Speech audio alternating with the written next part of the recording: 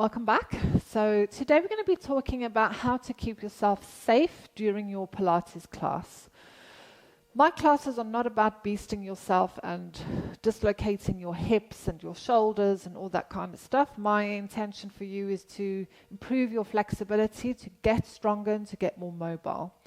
So there are times where, especially if you suffer with sciatica or any medical condition that adjustments or adaptations need to be made, but I will always cover that in the class. But simple things like just having a block to hand, or like I said, maybe a cushion or a towel, because sometimes you might be in a position where the back of your legs are like pulling and they're really painful. Sometimes just sitting on a block can give you a bit of space. Perhaps if we're in anything that's 4-point kneeling and you've got knee issues, having a little cushion or something can help relieve that. The big golden rule is that we don't work to pain. Even in the classes, we're like, we don't want any pain, and then someone after the class goes, oh, that hurt my shoulder. There's a big difference between discomfort, which is what we're after, but we're not after pain.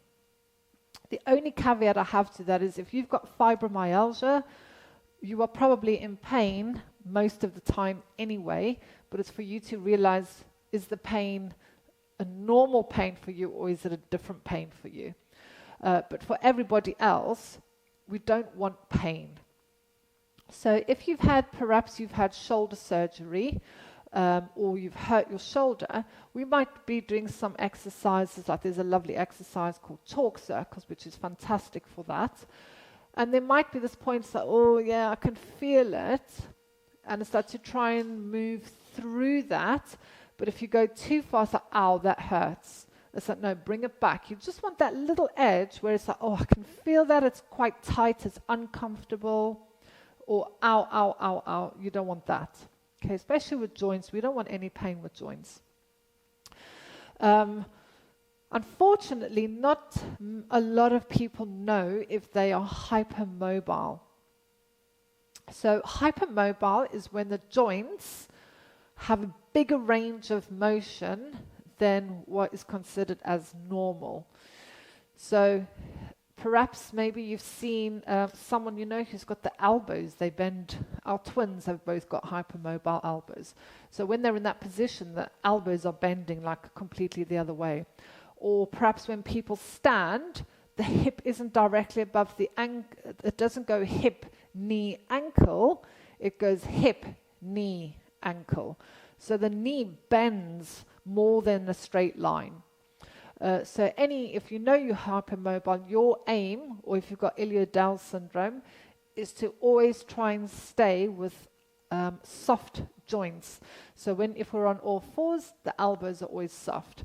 If we've got a straight leg, your knee is always soft. So when I say soft, there's just a tiny little bend in the knee, like a micro bend, because we don't want to be doing anything in the joints if you have got hypermobility, because that's not very good. But what you'll find, especially with Pilates, this is why I love Pilates so much, is that Pilates is all about strengthening all these muscles around your joints so that your joints are strong and safe, but at the same time, we work on flexibility to keep the joints, the range of motion of the joints nice and free. But hypermobile people don't really want to be increasing the range of motion they have within the joints. They don't want bigger movements. They actually want to bring the movement in, so they want more strength exercises for the joints.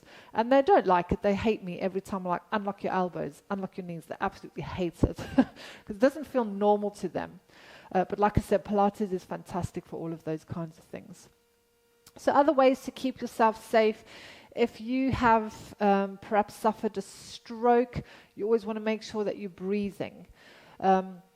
I will always cover things in the class, but this is just a little video just to, bring you some awarenesses. We don't want any pain, uncomfortable, yes. Things like sciatica, again, that are naturally painful.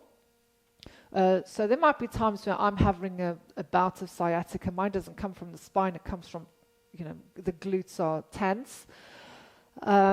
So for some people, when they come into a movement with sciatica, it will ease.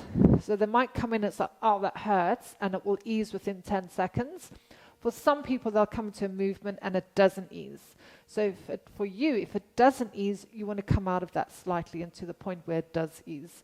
There's so many different ways that sciatica can affect each person that there's no one size fits all. Nothing I teach is one size fits all.